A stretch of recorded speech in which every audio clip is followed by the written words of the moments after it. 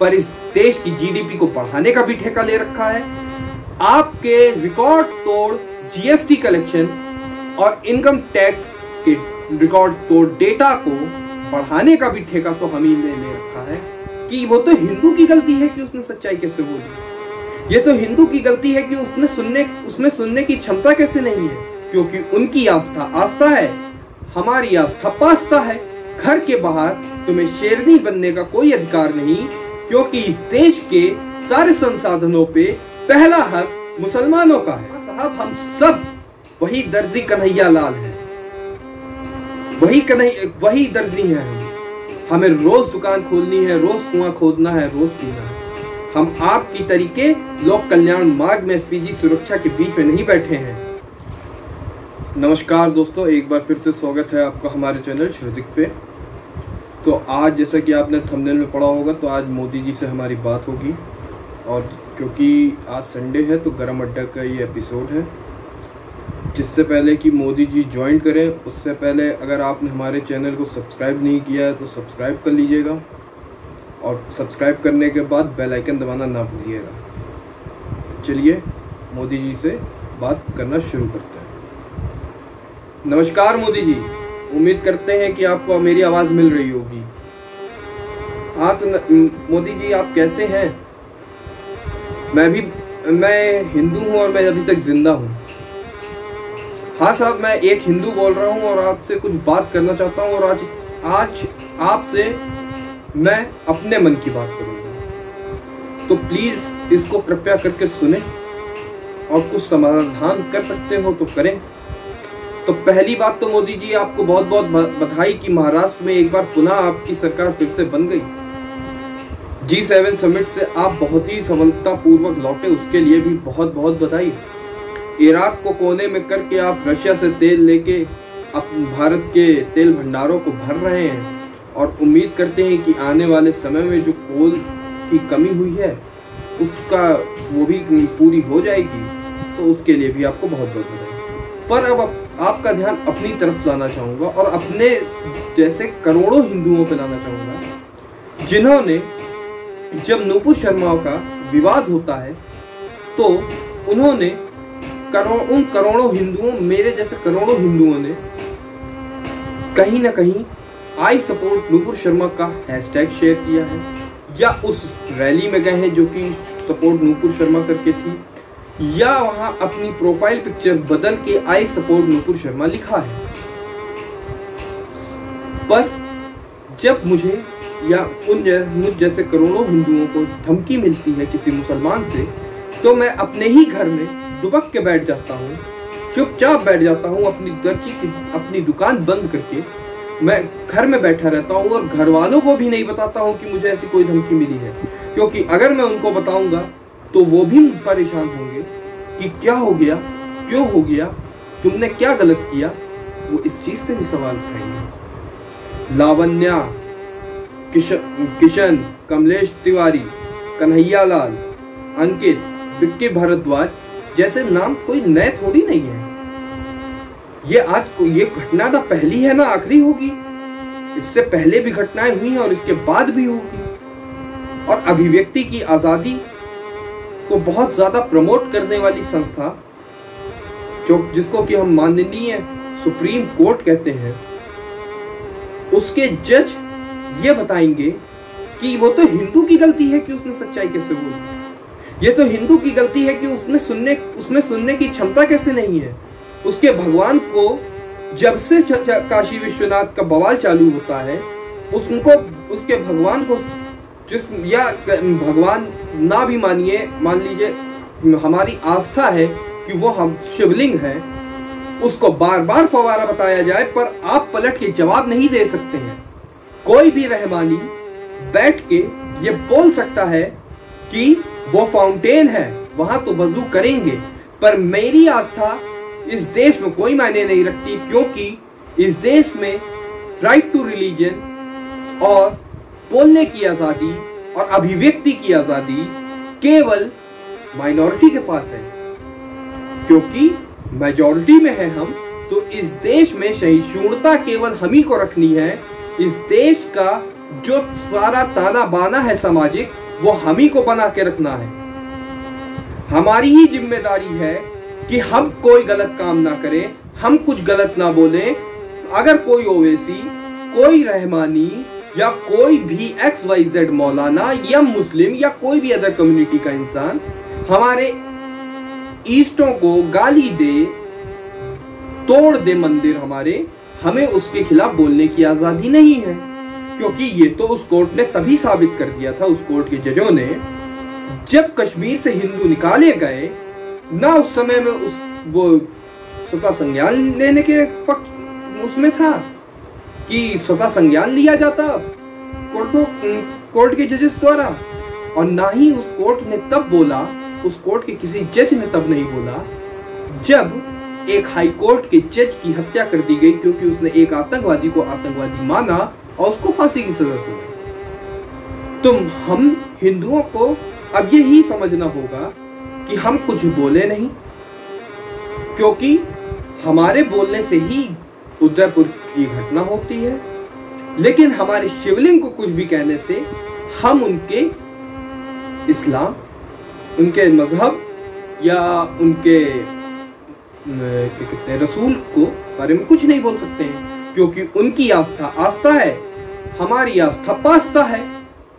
इसको व्यंग ना समझे, क्योंकि ये व्यंग नहीं, ये एक हिंदू की दिल की व्यथा है, जो कि पिछले 2 महीने से, जब से काशी विश्वनाथ का बवाल चालू होता है, तब से वो अपने शिवलिंग को एक फाउंटेन बुलाए जाने पे कुछ नहीं बोल पाता है। लेकिन जब कोई एक हिंदू शेरनी बोलती है तो उसके ऊपर फतवे निकलते हैं, उसका सर धड़ से अलग करने की बात कही जाती है, और न्यायालय में जब जाती है वो शेरनी, तो उस शेरनी को यह बता दिया जाता है कि तुम शेरनी केवल वहीं तक हो, केवल अपने घर तक शेरनी हो, केवल अपनी उस 4 दीवारी के अंदर शेरनी रहो, घर के बाहर तुम्हें शेरनी बनने का कोई अधिकार नहीं, क्योंकि इस देश के सारे संसाधनों पे पहला हक मुसलमानों का है। आपको लगेगा कि मैं बहुत ज्यादा उत्साहित हो रहा हूं या मैं बहुत ज्यादा उत्तेजित हूं, लेकिन साहब ये देखता हूं मैं कि जब मेरे घर में, मेरे एक साधारण हिंदू के घर में जब किसी को ये पता चलता है, जब ये घटना सामने आती है, तो सबसे पहले यही पूछा जाता है, बेटा कहीं तुमने तो कोई पोस्ट शेयर नहीं किया था, कहीं तुमने तो कुछ ऐसा नहीं किया था, कहीं तुमने तो प्रोफाइल पिक्चर नहीं लगाई थी, क्यों, कहीं तुम्हें तो कोई ऐसी धमकी नहीं मिल रही थी, क्यों? क्योंकि मेरे माँ बाप, मेरी बहन, मेरी बीवी, मेरे बच्चों को ये डर है कि कहीं कोई मेरा पड़ोसी या कोई मेरा मुसलमान दोस्त नजीम ना हो, जो कि उन हत्यारों को मेरे घर का पता दे और वो आके मेरा गला काट दे। जब मैं पुलिस को इस बारे में पहले से सूचित कर चुका हूं, मैंने 3 दिन तक दुकान बंद रखी हो, लेकिन जिस दिन मैं दुकान जाऊंगा उस दिन कोई रियाज और गौस आकर मेरा गला रेत देंगे, क्योंकि मेरा एक पड़ोसी निजाम ने उनको बता रखा है कि मैं आज दुकान जा रहा हूं। हाँ साहब, हम सब वही दर्जी कन्हैया लाल हैं, वही दर्जी हैं। हमें रोज दुकान खोलनी है, रोज कुआं खोदना है, रोज पीना है। हम आपकी तरीके लोक कल्याण मार्ग में SPG सुरक्षा के बीच में नहीं बैठे हैं कि कुछ भी हो हमें फर्क नहीं पड़ेगा। मैं एक आम इंसान हूं, मैं एक आम हिंदू हूं। आपको लगेगा कि मैं ये बात केवल एक इतनी जरा सी घटना पे कह रहा हूं, पर साहब कश्मीर में भी जब हुआ था ना, तो वो आम सी घटना ही से शुरू हुआ था, पर होते होते लाखों हिंदुओं का नरसंहार भी हुआ और लाखों हिंदुओं को वहां से भागना भी हुआ। मैं वो हिंदू हूं जो संविधान, दंड विधान, पुलिस और न्यायालय और ऐसी हर संस्था में विश्वास रखता है जो कि दावा करती है कि इस देश को चलाने की जिम्मेदारी उसकी है, इस देश में सामाजिक ताना बाना बनाए रखने की जिम्मेदारी उसकी है, या इस देश में कानून व्यवस्था बनाए रखने की जिम्मेदारी उसकी है। मैं वही हिंदू हूं। अब मैं वही हिंदू हूं जो देखता हूं आपको इमैनुअल मैक्रोन और बाइडेन के साथ खड़ा हुआ। और फिर मुझे याद आता है कि क्या कोई ऐसी घटना हुई कि जब फ्रांस या अमेरिका में ऐसी घटना हुई हो और इन दोनों ने ना बोला।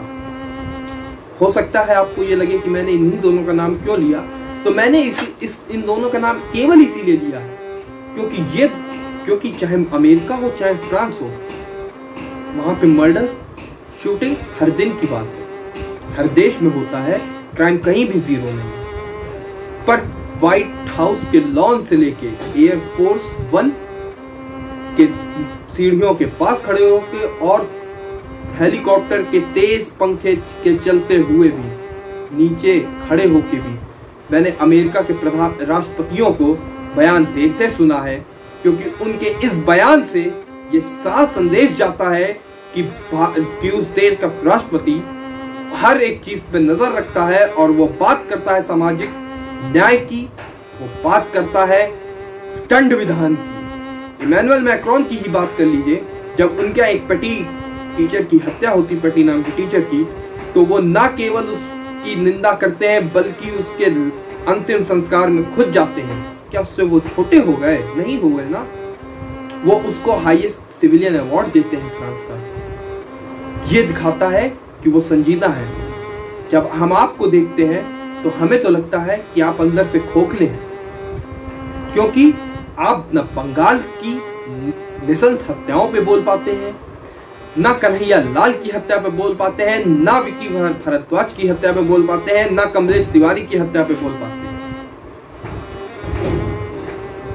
और ये चिंता मेरे माँ बाप को खा जाती है, ये चिंता मेरे जानने वालों को खाने लगती है, जो देखते हैं कि मैं एक यूट्यूबर हूँ और यूट्यूबर के रूप में मैं ज़्यादातर सोशल और पॉलिटिकल पॉइंट्स पे बोलता हूँ, तो इसमें उनकी चिंता बढ़ जाती है। उनकी चिंता बढ़ना लाजमी भी है, क्योंकि जितना कोई आम इंसान अपने फेसबुक या इंस्टा या कहीं भी बोलता होगा, उससे ज्यादा मैं बोल जाता हूँ, क्योंकि ये मेरा काम है और ना मेरी आत्मा ये गवारा करेगी कि मैं इस चीज पे ना बोलूं। क्योंकि आपने तो योग के माध्यम से, योग की साधना करके अपनी आत्मा को कहीं तो गिरवी रख दिया।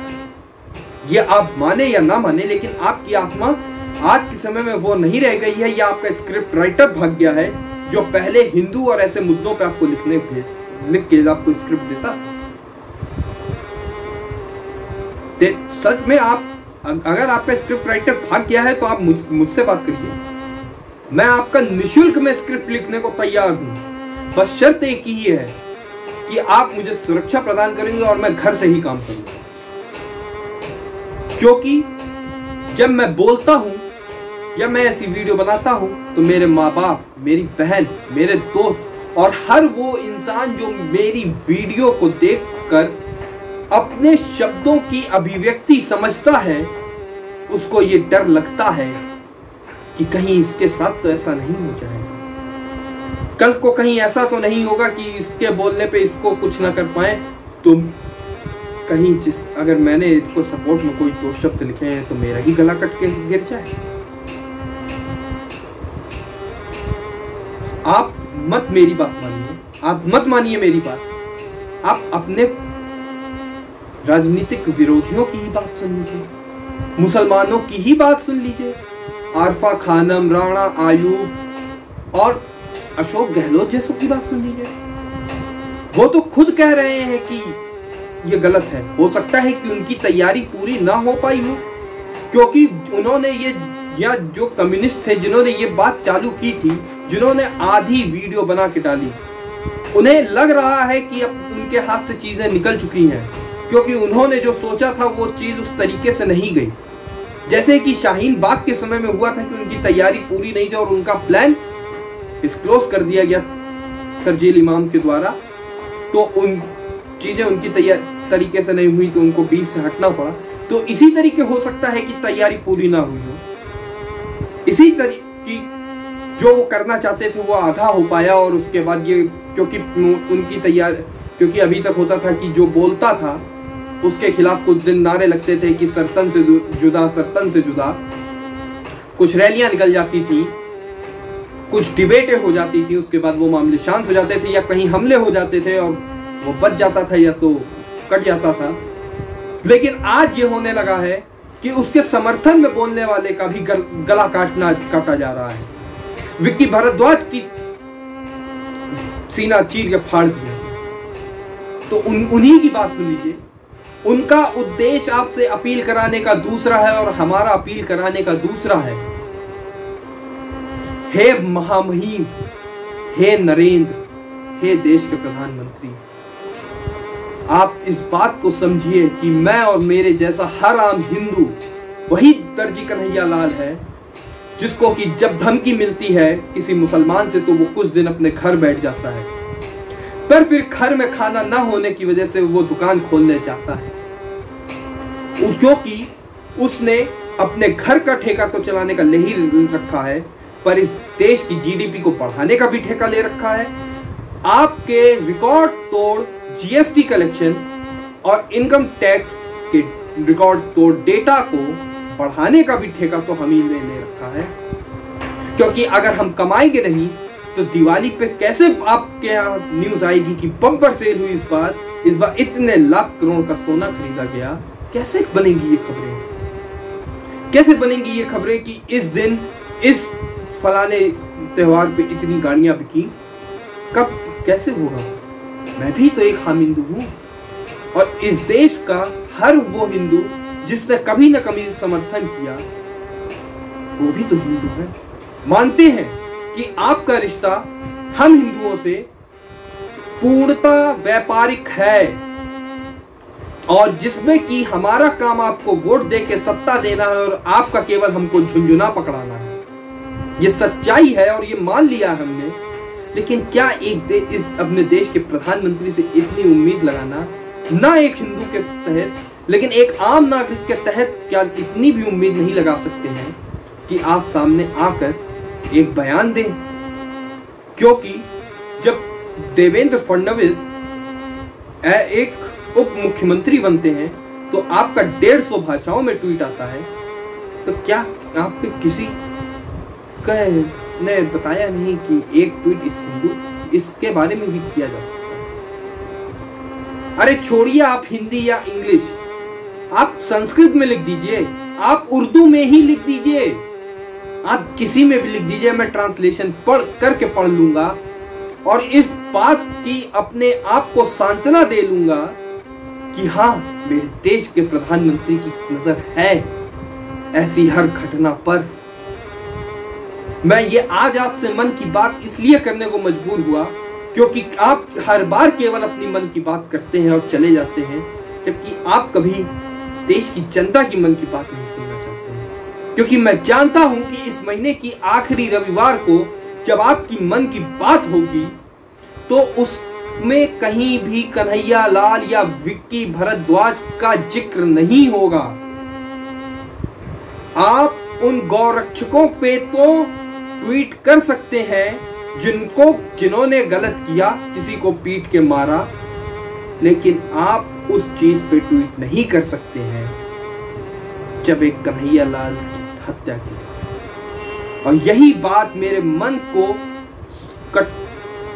शांति से बैठने नहीं देती है और मेरी आत्मा गवारा नहीं करती है कि मैं चुपचाप बैठ जाऊं, क्योंकि मैंने एक जिम्मा लिया कि इस देश में कोई भी सामाजिक अगर कुरीति है या कोई ऐसा टॉपिक है जिस पे बोलना जरूरी है, जिस पे लोग बात नहीं करते हैं, और इस देश की हर उस पॉलिटिकल खबर पे भी बोलना जरूरी है, क्योंकि एक आम आदमी क्या सोचता है उस खबर को उस नजर से देश को दिखाना जरूरी है। तो मुझे तो डर लगता है, मुझे भी डर लगता है साहब, क्योंकि मैं कोई पत्रकार नहीं हूं, मैं एक आम हिंदुस्तानी हूं, मैं एक आम नागरिक हूं। मेरे साथ क्या होगा कल को मुझे नहीं पता है। क्या होगा कि अगर मैं अपने बहन के साथ कहीं बाहर जाता हूं और रास्ते में कोई गला काट देता उसके साथ, मुझे नहीं पता कल को क्या होगा।